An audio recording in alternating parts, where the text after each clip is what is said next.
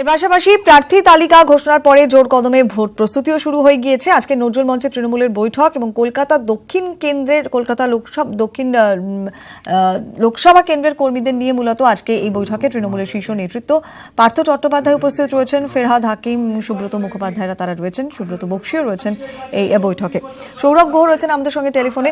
সৌরভ, যেটা জানতে চাইছিলাম এর আগে যে কলকাতা দক্ষিণ লোকসভা কেন্দ্রের কর্মীদের নিয়ে আজকে তৃণমূল শীর্ষ নেতৃত্ব বৈঠকে বসেছেন। এবারে দক্ষিণ লোকসভা কেন্দ্র থেকে প্রার্থী মালা রায়, সব মিলিয়ে এখনো পর্যন্ত ঠিক কিভাবে প্রচারের কাজ হবে, কিভাবে প্রস্তুতি হবে, সেই নিয়ে মূলত বৈঠক। কি হচ্ছে বৈঠক একটু জানতে চাইবো।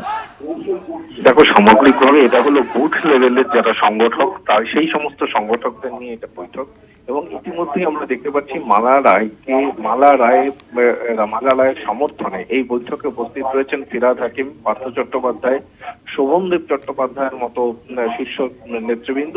এই বৈঠকে উপস্থিত ছিলেন সুব্রত মুখোপাধ্যায়, তিনি কিছুক্ষণ আগে বেরিয়ে গেছেন। সব মিলিয়ে ভোটের আগে রণকৌশলের থেকেও বড় কথা একটা ওয়ার্ম আপ সেশন এটা বলা যেতে পারে। দক্ষিণ কলকাতা যা রাজনৈতিকভাবে তৃণমূল কংগ্রেসের কাছে অত্যন্ত গুরুত্বপূর্ণ একটি জায়গা, সেই দক্ষিণ কলকাতার নির্বাচনে দাঁড়িয়েছেন মালা রায়। নিঃসন্দেহে তাকে কেন্দ্র করে, এই নির্বাচনকে কেন্দ্র করে বুথ ওয়ারি সংগঠকদের বৈঠকে একটা ওয়ার্ম আপ সেশন চলছে।